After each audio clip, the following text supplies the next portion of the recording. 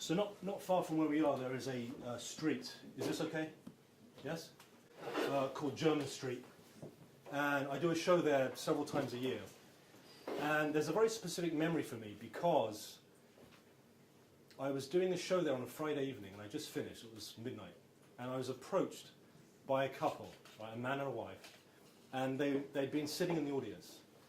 And we began to have a conversation. And this individual, this man, just began sharing with me about his life and about his business. And it was clear to me that this individual, for me, was different. Because it was obvious to me that this individual was doing something that he had an authentic passion for. It was clear to me that what he was doing extended far beyond just being a job for him, because there was a certain energy and a certain richness in the way that he spoke. And we shook hands and we said goodnight. And for me, I believed that was the end of the encounter. 2 days later, I received a call from his wife. I had no idea why she was phoning. She explained to me that she wanted me to be the surprise entertainment for her husband's 50th birthday party. So not long after that, I find myself inside of a very lavish dinner party at a private members club. And when I say the word lavish, I use that term with great intention. Right? This room looked like something from a James Bond movie. Right? There was an ice sculpture at the beginning, at the front of the room. And the room had been adorned with silver lace. There was a harpist playing music in the corner of the room. Right? And there was champagne and oysters on the tables. So just a very, very lavish affair. So I began doing my thing. And when I came to the end of the show, when I came to my final demonstration, I asked him to lend me a large denomination bill. So he reached into his pocket and he removed a snakeskin wallet. And he removed a £50 note. And I asked him to sign the note that he'd given me. By the way, this note, this £50 note, was absolutely pristine. You know when you get a note and you know it's never been spent before? Like it's fresh from the Royal Mint? One of those. And I gave him a pen and I said, sign your name right across the note. So he signed his name on the note in large letters. And I folded the note up and I placed it in between my hands. And after a moment of pause, like this one, when I took my hands away, the note was nowhere to be seen. Now, in my line of work, we have a name for this. We call it making a very good profit. But there's another element to this. You see, prior to this happening, I'd asked him to place a manila envelope inside of his pocket. And I asked him to check if the envelope was still there. And it was, but it felt different to him, because there was something inside of the envelope. And when he checked, there inside was his folded £50 note. And the audience applauded, and he went to put the note back into his wallet. But as he did that, he kind of fumbled. And the note fell into his dessert, right, which I think was some kind of a chocolate pudding. Now, you have to understand, this note, which moments before was in a pristine condition, had now been folded several times, was marked with black ink, and was now stained with chocolate and ice cream. Right? Looked very, very different. So he kind of took a napkin and went to wipe it away. And at that point, his wife spoke up. And she said to him, look at the state of that note. Are you actually going to spend that now? And unflinchingly, he looked at his wife and he said to her, of course I'm going to spend it. It isn't worth any less. Because he realized, he understood that despite what had happened to the note, despite the way that it looked, the value was the same. That despite what had happened to it, the value remained unchanged. And as humans, the value that we hold, the fundamental worth that we contain, is unconditional. We have an unconditional worth in the world, an unconditional value in the world. And we have a significance. And the significance we have is unconditional, because there's nothing we need to do to get that significance. It's a fundamental part of who we are. In the moment of your birth, when you emerged from the womb into the world, you were absolutely complete. And there was nothing missing inside of you. In that moment, you could say you were perfect. And yet we live in a society that tells us that we are incomplete. That somehow there's something missing inside of us. And not only that, but in some way we have to chase after what we've been told is missing. And for me, this is the greatest illusion in the world. I don't know whether you've noticed, but if you sort of look around and notice what's going on, we live in a very, very busy world. And this world that we're living in is getting busier and busier. And everyone's rushing around trying to get somewhere. And where they're trying to get to is anywhere other than where they are.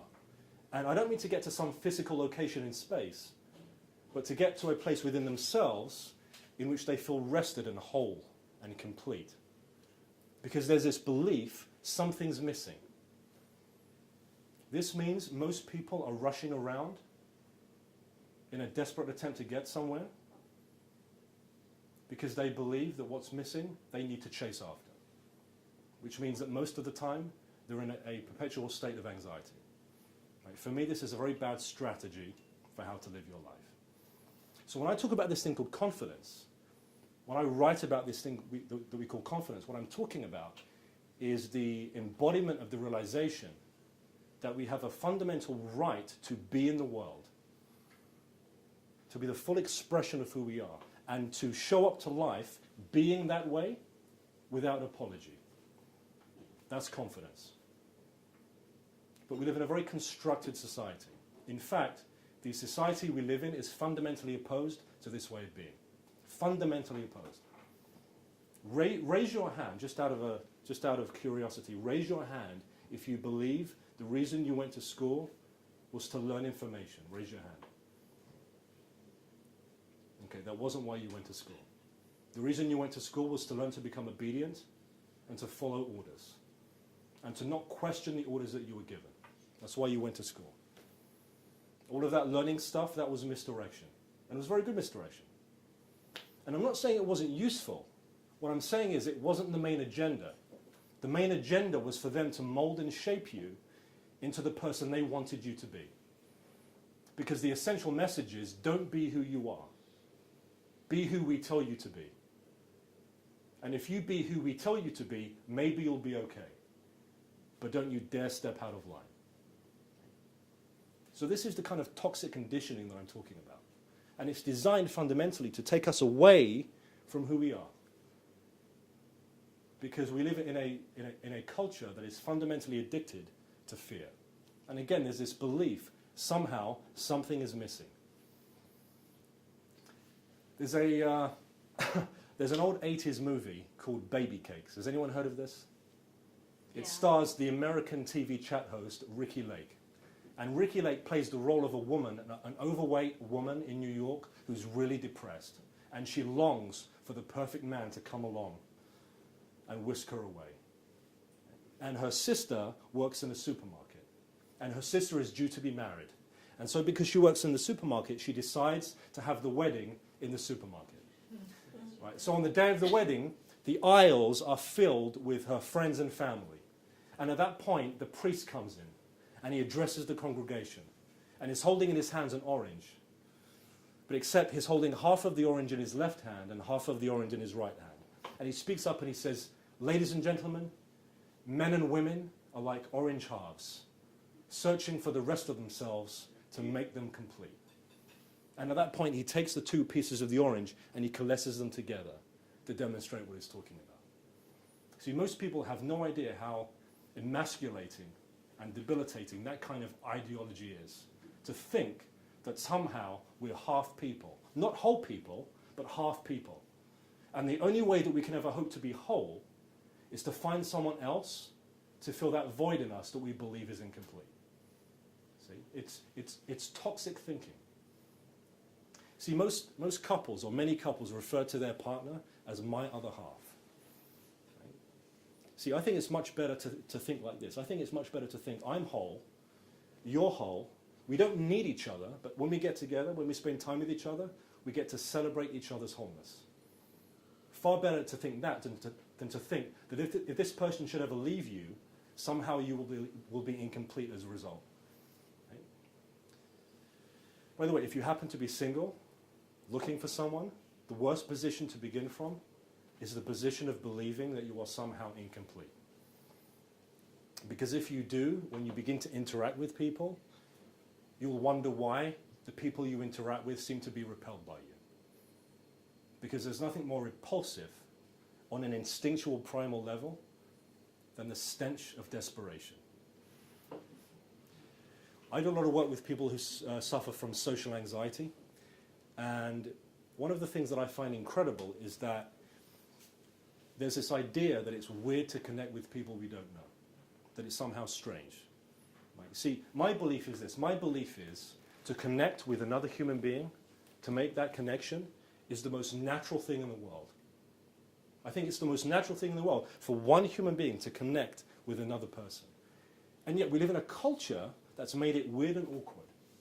If you don't believe me, get on the train when you go home, sit down next to someone you don't know, and start a conversation. They'll think you're weird.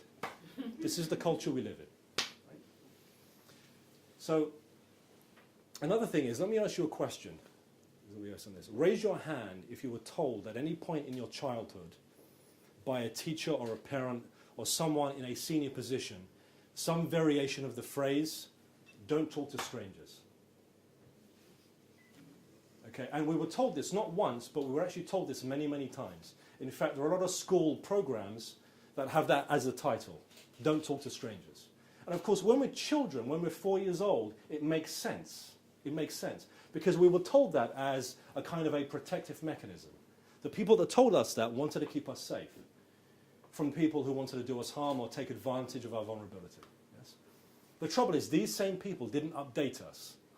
They didn't say to us, oh, by the way, you know that thing I told you when you were young about not speaking to people you don't know? Well, it doesn't apply now because you're an adult and you're responsible. So literally, see, it makes sense when you're 4 years old, right? It doesn't make sense when you're 34. So literally, we have men and women in a literal way moving through the world, still carrying this outmoded belief, this outdated belief that it's somehow wrong to engage with people you don't know. And they wonder why they find it difficult engaging with people that they've never met before. So we have no idea how we've been conditioned, how heavily we've been repressed and stifled and conditioned and hypnotized. So really what I'm talking about is waking up from this hypnosis, waking up from this trance, and coming back to the realization of who we truly are, which for me is absolutely complete, and the idea that we are enough. For a long time, I trained in the domain of hypnosis, in the domain of hypnotherapy. So for a long time, I called myself a hypnotist. I don't call myself a hypnotist anymore. I call myself a de-hypnotist.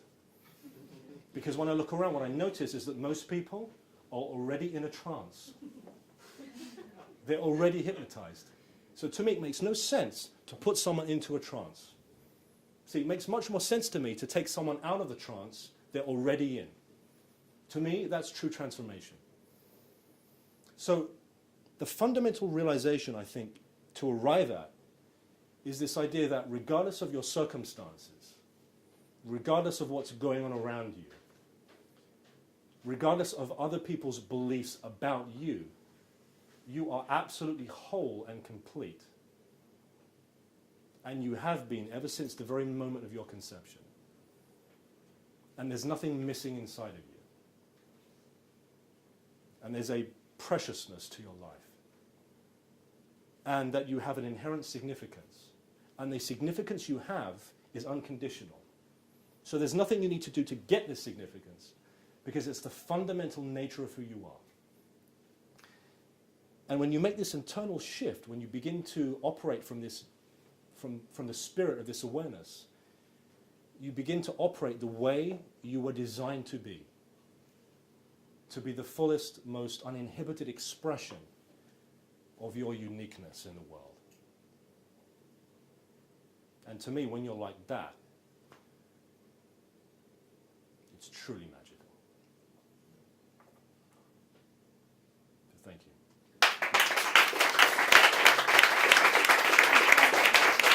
I'm going to get up now. I like how you use the chair. So comfortable. Yeah.